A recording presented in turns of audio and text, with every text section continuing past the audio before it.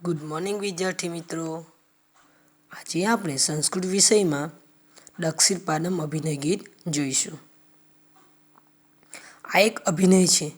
અભિનય સાથે અહીંયા આપણને કસરત કરવાની કીધી છે. વચ્ચે એક છોકરી છે, આજુબાજુ છોકરાઓ કસરત કરે છે.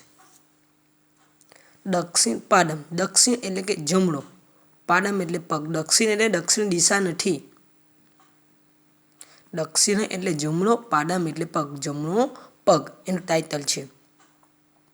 અહીંયા કસરત કરવાનું કહેવામાં આવ્યું છે અભિનય ગીત સાથે, કે છોકરાઓ સાંભળતા જાય અને તેની સાથે સાથે કસરત કરતા પણ જાય. આપણે જોઈએ બીજા પેજ પર કે તમે જુઓ કે પહેલો શ્લોક, બીજો, ત્રીજો, ચોથો, પાંચમો અને છઠ્ઠો, 6 પહેલા શ્લોકને જોવાના છે. એ 6 શ્લોકની બીજી લીટી જુઓ. મન્નમ મન્નમ ભ્રમયતમ ગોલાકારમ સ્વયંભ્રમ. મન્નમ મન્નમ સરખી જ છે. ત્રીજી સરખી, ચોથી સરખી, પાંચમી સરખી, છઠ્ઠી સરખી. એટલે તમે પહેલા શ્લોકની બીજી લીટી આવડી જાય ભાષાંતરમાં અને સંસ્કૃતમાં, તો તમારે બીજા 5 શ્લોકની સમજૂતી કે ભાષાંતર કે સંસ્કૃતની લીટી એ પાકી કરવાની થાય નહીં. એક જ શ્લોકની બીજી લીટી આવડી જવી જોઈએ.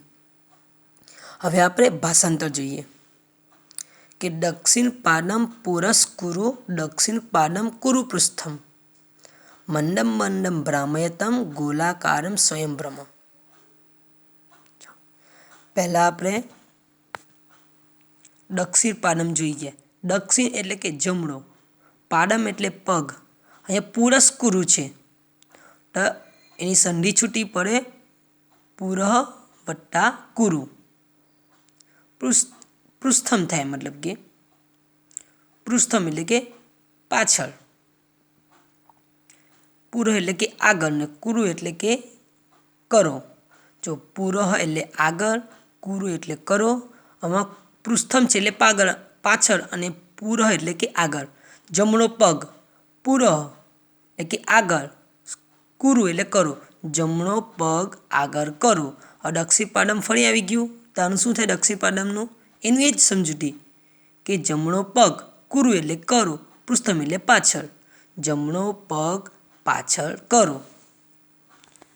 આપણે ફરીથી જોઈ લઈએ. જો દક્ષિણ એટલે કે જમણો, પાદમ એટલે પગ.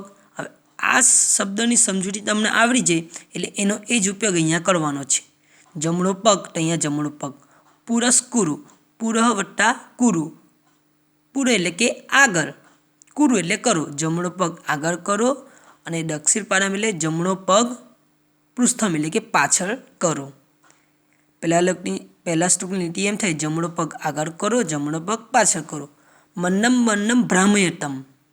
મન્નમ મન્નમ એટલે કે ધીમે ધીમે. ભ્રામયતમ એટલે કે ફેરવો. ભ્રામય એટલે કે ફેરવો. તેને ધીમે ધીમે ફેરવો. તેને કોને? કે જમણા પગને. તેને ધીમે ધીમે ફેરવો. ગોલાકારમ સ્વયંભ્રમ. ગોલાકારમ એટલે કે ગોળ ગોળ. સ્વયં એટલે કે પોતે. ભ્રમ એટલે કે ફરો. તેને ધીમે ધીમે ફેરવો. સ્વયં એટલે પોતે. ગોળ ગોળ ફરો. બીજી લીટી ફરીથી જોઈએ. મન્નમ મન્નમ એટલે ધીમે ધીમે. ભ્રામયતમ એટલે કે ફેરવો. તેને ધીમે ધીમે ફેરવો. ગોલાકારમ એટલે કે ગોળ ગોળ. સ્વયં એટલે પોતે. ભ્રમ એટલે કે ફરો. સ્વયં પહેલાં લેવાનું, પોતે ગોળ ગોળ ફરો. આખા શ્લોકની સમજૂતી જોઈ લઈએ આપણે કે જમણો પગ આગળ કરો, જમણો પગ પાછળ કરો, તેને ધીમે ધીમે ફેરવો, પોતે ગોળ ગોળ ફરો. સ્વયં એટલે પોતે, ગોલાકારમ એટલે કે ગોળ ગોળ, ભ્રમ એટલે ફરો. હવે બીજી લીટીની સમજૂતી આવડી જાય એટલે બીજા બધા શ્લોક, બીજો, ત્રીજો, ચોથો, પાંચમો, છઠ્ઠો, એમની બધાની બીજી લીટી તમને આવડી જવી જોઈએ. જો પહેલા શ્લોકની બીજી લીટી તમને પાકી થઈ જાય તો. ફરીથી આપણે બીજી લીટી જોઈ લઈએ. મન્નમ મન્નમ એટલે ધીમે ધીમે. ભ્રામયતમ એટલે કે ફેરવો. તેને ધીમે ધીમે ફેરવો. ગોલાકારમ એટલે કે ગોળ ગોળ. સ્વયં એટલે પોતે. ભ્રમ એટલે કે ફરો. અહીંયા સ્વયં પહેલાં લઈ લેવાનું, પોતે ગોળ ગોળ ફરો, તેને ધીમે ધીમે ફેરવો, પોતે ગોળ ગોળ ફરો. જમણો પગ આગળ કરો, જમણો પગ પાછળ કરો, તેને ધીમે ધીમે ફેરવો, પોતે ગોળ ગોળ ફરો. હવે આપણે બીજો શ્લોક જોઈએ. વામમ પાદમ. વામમ એટલે કે ડાબો, પાદમ એટલે તમને ખબર છે પગ, પુરસ્કુરુનો તમને ખબર, આગળ કરો, ડાબો પગ આગળ કરો. હવે વામમ પાદમ આવી ગયું. ડાબો પગ પાછળ કરો, ડાબો પગ આગળ કરો, ડાબો પગ પાછળ કરો. હવે બીજી લીટી, આ લીટી આવડી ગઈ છે એટલે આવડી જ જવી જોઈએ. તેને ધીમે ધીમે ફેરવો, પોતે ગોળ ગોળ ફરો. એકદમ સહેલું છે. વામમ એટલે કે ડાબો અને દક્ષિણ એટલે કે જમણો. વિરુદ્ધાર્થી પૂછાય. વામમનો વિરુદ્ધાર્થી દક્ષિણ અને દક્ષિણનું વિરુદ્ધાર્થી શું થાય? વામમ. અહીંયા પૂર્વનું વિરુદ્ધાર્થી પૃષ્ઠમ અને પૃષ્ઠમનું વિરુદ્ધાર્થી પૂર્વ.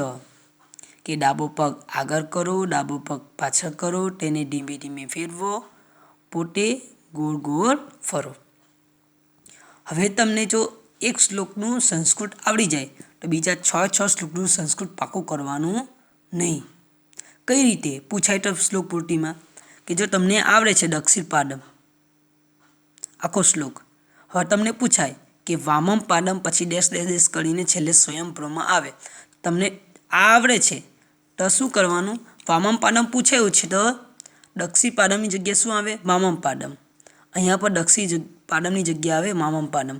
પછી 2 અક્ષર જે પહેલા શ્લોકના એ લખી જ દેવાના છે. જુઓ અહીંયા વામમ પાદમ, વામમ પાદમ, દક્ષિણ પાદમ, દક્ષિણ પાદમ. કુરુ પુસ્તમ અહીંયા છે, મંડમ આખી રીતે અહીંયા છે, પુરસ્કુળ અહીંયા છે. ખાલી શ્લોકનો પહેલો શબ્દ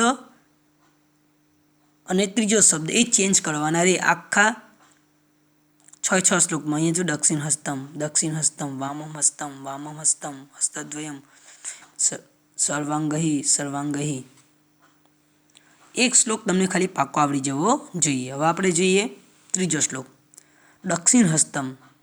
દક્ષિણ એટલે કે શું કીધું આપણે? જમણો. હસ્તમ એટલે હાથ, પુરસ્કુરુ એટલે તમને ખબર જ છે જમણો હાથ આગળ કરો, દક્ષિણ હસ્તમ જમણો હાથ પાછળ કરો. પછી આ લીટી તમને આવડે જ છે.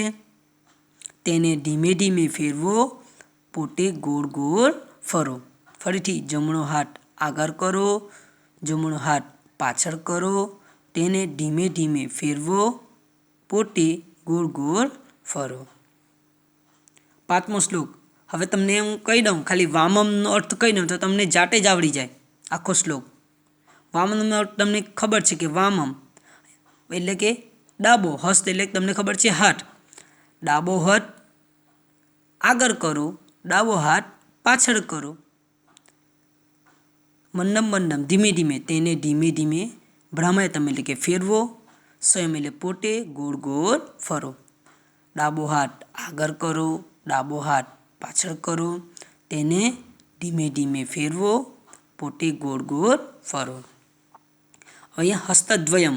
હસ્ત એટલે કે હાથ, દ્વયમ એટલે કે 2 અથવા બંને, કે 2 હાથ આગળ કરો, હસ્તદ્વયમ એટલે કે 2 હાથ પાછળ કરો, તેને ધીમે ધીમે ફેરવો, પોતે ગોળ ગોળ ફરો. એક જ શ્લોકનું તમને સંસ્કૃત અને એક જ શ્લોકનું સંસ્કૃતનું ભાષાંતર આવડી જાય એટલે કે 1, 2, 3, 4, 5 ને 6 શ્લોક તમને આવડી જાય પાક્કા એકદમ. તમને ઊંઘમાંથી ઉઠીને પૂછે કે ચાલો આ શ્લોક પૂર્તિ લખવાનું છે તો એક શ્લોક આવડે એટલે બધું જ આવડી જાય. હવે આપણે સર્વાંગહી લખીએ. સર્વાંગ એનો સંધિ છૂટી પડે સર્વ વત્તા અંગ એટલે કે બધા જ. હી એ અવ્યય છે. પુરસ્કુરુ એટલે કે આગળ કરો. સર્વાંગહી કુરુપૃષ્ઠમ બધા જ અંગો પાછળ કરો. તેને ધીમે ધીમે ફેરવો, પોતે ગોળ ગોળ ફરો. બધા જ અંગો આગળ કરો, બધા જ અંગો પાછળ કરો, તેને ધીમે ધીમે ફેરવો, પોતે ગોળ ગોળ ફરો. હવે આપણે છેલ્લો શ્લોક જોઈએ. છેલ્લો શ્લોક 6 શ્લોક કરતાં અલગ છે. સર્વે એટલે બધા, મિલિત્વ એટલે મળીને, ખેલામ એટલે કે રમીએ છીએ. અહીંયા સર્વ છે. અહીંયા ખેલામ, ગાયામ ખાડામ અને નૃત્યમ એ ખાસ જોવાનું છે. જો તમે આ જે ક્રિયા છે એ ક્રિયા ઉલટ સુલટ લખાઈ દો ને ખાલી સર્વે મિલિત્વા એ લખેલો આખો શ્લોક ખોટો પડી જાય. કઈ રીતે આપણે યાદ રાખવાનું? જુઓ, પહેલાં આપણે જોઈએ કે આ શબ્દ અહીંયા છે તો અહીંયા લખા જાય તો એ ખોટું પડે. આ અહીંયા નહીં આવવો જોઈએ, આ અહીંયા નહીં આવવો જોઈએ, બધા ક્રમમાં જ આવવા જોઈએ. તો આપણે શું કરવાનું? તો આ જે બધી ક્રિયા છે ને એનો પહેલો શબ્દ લઈ લેવાનો. ખે, ગા, ખા, નૃ. એ ચાર મૂળાક્ષર આપણે યાદ રાખવાના છે. ખે, ગા, ખા, નૃ. ખે, ગા, ખા, નૃ. ખે એટલે ખેલામ, ગા એટલે ગાયામ, ખા એટલે ખાડામ અને નૃ એટલે નૃત્યામ. સર્વે મિલિત્વા બધામાં જવાનું છે. એટલે એનું ભાષાંતર એમ થશે, બધા મળીને રમીએ છીએ, બધા મળીને ગાઈએ છીએ, બધા મળીને ખાઈએ છીએ, બધા મળીને નૃત્ય કરીએ છીએ. કયો ચાર મૂળાક્ષર યાદ રાખવાના છે એક શબ્દ બનાવીને? ખે, ગા, ખા, નૃ. રમીએ છીએ, ગાઈએ છીએ, ખાઈએ છીએ ને નૃત્ય કરીએ છીએ. ફરીથી આપણે એકવાર ભાષાંતર જોઈ લઈએ. જમણો પગ આગળ કરો, જમણો પગ પાછળ કરો, તેને ધીમે ધીમે ફેરવો, પોતે ગોળ ગોળ ફરો. ડાબો હાથ આગળ કરો, ડાબો હાથ પાછળ કરો, તેને ધીમે ધીમે ફેરવો, પોતે ગોળ ગોળ ફરો. જમણો હાથ આગળ કરો, જમણો હાથ પાછળ કરો, તેને ધીમે ધીમે ફેરવો, પોતે ગોળ ગોળ ફરો. ડાબો હાથ આગળ કરો, ડાબો હાથ પાછળ કરો, તેને ધીમે ધીમે ફેરવો, પોતે ગોળ ગોળ ફરો. બે હાથ અથવા બંને હાથ આગળ કરો, બે હાથ પાછળ કરો, તેને ધીમે ધીમે ફેરવો, પોતે ગોળ ગોળ ફરો. બધા જંગો આગળ કરો, બધા જંગો પાછળ કરો, તેને ધીમે ધીમે ફેરવો, પોતે ગોળ ગોળ ફરો. સર્વે એટલે બધા, મિલિત્વા એટલે મળીને, બધા મળીને રમીએ છીએ, બધા મળીને ગાઈએ છીએ, બધા મળીને ખાઈએ છીએ, બધા મળીને નૃત્ય કરીએ છીએ. તમારે શું મેં તમને કીધું કે તમારે પહેલો શ્લોકનું સંસ્કૃત અને પહેલા શ્લોકનું ભાષાંતર પાકું કરી દેવાનું, એટલે 6 શ્લોક આવડી જાય. અને સર્વે જો આ પૂછાય શ્લોક પૂર્તિમાં તો સર્વે મિલિત્વા આવવાનું, પછી શું આવવાનું? ફક્ત નૃત્યામ. તમારે આ 4 શબ્દ યાદ રાખવાના. એનો પહેલો અક્ષર ખે, ગા, ખા, નૃ. એ તમારા 3 માર્ક્સ શ્લોક પૂર્તિમાં પાકા. અહીંયા આપણો અભિનય ગીત પૂરું થાય છે. જય હિન્દ, જય ભારત, ભારત માતા કી જય.